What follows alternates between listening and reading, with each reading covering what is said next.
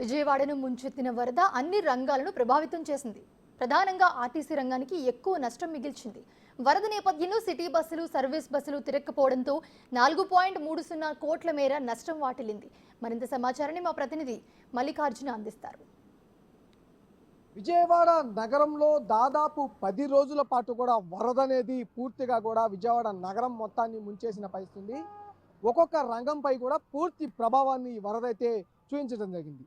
దీంట్లో మేజర్గా కూడా ఆర్టీసీ రంగంపై కూడా చాలా ఎక్కువ ప్రభావం చూపించింది.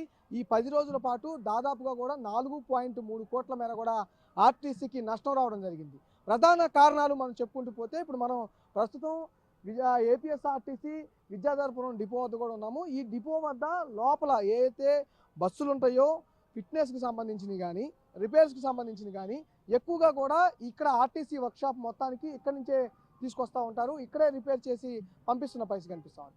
ఇక్కడ ఫ్లో అనేది మనం గమనిస్తే కనుక ఫ్లో అనేది దాదాపుగా కూడా ఆ పై వరకు కూడా ఫ్లో అనేది రావడం జరిగింది. ఇక్కడ మొత్తం కూడా నీళ్ళు అనేది నిలబడిపోయి ఆ పై వరకు కూడా ఫ్లో అయిన పరిస్థితి. మొత్తం బస్సుల్ని మనం లోపల చూస్తే కనుక రిపేర్ కోసం ఊడదీసి ఏర్పాటు చేసిన బస్సులు అనేవి కూడా మొత్తం లోపల ఉండడం జరిగింది. ఈ బస్సులు సర్వీస్ అంటే ఎందుకంటే రిపేర్ చేసి సర్వీసులకు వెళ్లాల్సిన బస్సులు, కానీ ఈ 10 రోజుల పాటు వరద రావడం మూలంగా కూడా ఈ తిరగలేని పరిస్థితి కూడా ఏర్పడిన పరిస్థితి కనిపించింది. మనం ప్రధానంగా చూసుకుంటే కనుక ఎన్టీఆర్ జిల్లాలో మొత్తం 8 డిపోలు ఉన్నాయి. వీటిలో అన్ని బస్సులు కలిపి 8 రోజులకు నిత్యం 21.21 లక్షలు మేర కూడా నడవాల్సి ఉంది. అంటే ఈ అమౌంట్స్ కానీ సర్వీసెస్ కానీ తిరగాల్సి ఉన్న పరిస్థితి కూడా ఉంది. ఈ ప్రకృతి వైపరీత్యం కారణంగా కేవలం 15.70 లక్షల కిలోమీటర్లు మాత్రమే తిరిగిన పరిస్థితుంది. రద్దయిన సర్వీసులు 5.43 లక్షల కిలోమీటర్లు తిరగాల్సి ఉంది. అలాగే రద్దు వల్ల నష్టం పెరిగిందనేది కూడా అంచనా వేయాల్సిన పరిస్థితి కూడా ఎందుకైనా ఉంటుంది. ఇంతేకాకుండా 4.30 కోట్ల నష్టం వరకు ఇవన్నీ తిరగని కారణంగా, ఎందుకంటే దాదాపుగా కూడా మనం చూసుకుంటే 21.21 లక్షల మేర కూడా నడవాల్సిన బస్సులు 15.78 లక్షల కిలోమీటర్లు మాత్రమే నడవడం జరిగింది. దీని మూలంగా 1.16 కోట్ల మేర కూడా నష్టం సంభవించినట్టు కూడా అంచనా వేస్తున్న పరిస్థితి కూడా కనిపిస్తూ ఉంది.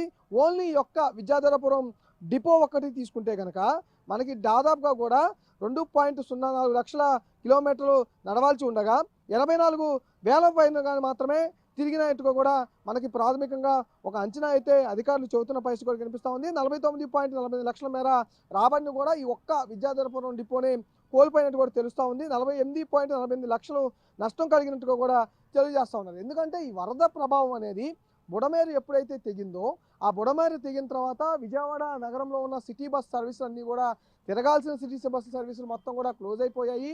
ప్రజలు ఎక్కడికక్కడ వరదల్లో చిక్కుకున్న పరిస్థితుంది. బస్సులు వెళ్ళలేని ప్రాంతాలు చాలా ఉండిపోయాయి. కాబట్టి నగరం సగం భాగం మొత్తం కూడా వరదలోనే ఉండిపోయింది ఈ 10 రోజుల పాటు. ఈ 10 రోజులు తిరగపోయిన నష్టం వల్లే విద్యాధరపురంలోనే దాదాపుగా కూడా 48 లక్షలకు పైగా కూడా నష్టం అనేది రావడం జరిగింది. ఈ విధంగా ఓవరాల్గా ఓన్లీ విజయవాడకు సంబంధించి 8 డిపోలకు చూసుకుంటే కనుక ఆ 8 డిపోలకు దాదాపుగా కూడా 4.30 కోట్ల నష్టం అయితే వాటిల్లడం జరిగింది. మనం లోపల చూసుకుంటే కనుక బస్సులు అనేవి కూడా రిపేర్ కోసం ఇక్కడికి వస్తూ ఉంటాయి. కండిషన్లో ఉన్నాయా లేదా అనేది చెక్ చేసుకోవడం వస్తూ ఉంటాయి. వాటికి వచ్చిన బస్సులే దాదాపుగా లోపల చాలా ఉన్న పరిస్థితి కూడా కనిపించింది. కొన్ని బస్సులు వరద కొంచెం తగ్గిన కారణంగా బయటకు అయితే తీసుకెళ్ళడం జరిగింది. వాటిని మరికొన్ని డిపోల్లో కూడా రిపేర్ చేసిన పరిస్థితి కనిపిస్తుంది. ఓన్లీ విద్యాధర డిపో కారణంగా మాత్రం 48.48 లక్షలు అయితే నష్టం వాటిల్లినట్టు కూడా తెలుస్తూ ఉంది. ఈ విధంగా వరద ప్రభావం అనేది రంగం మీద కాకుండా ప్రతి రంగం పైన వరద ఎఫెక్ట్ అయితే పూర్తి స్థాయిలో కనిపించిందని కూడా చెప్పుకోవచ్చు. కెమెరామెన్ సురేష్తో మల్లికార్జున, బిగ్ టీవీ, విజయవాడ.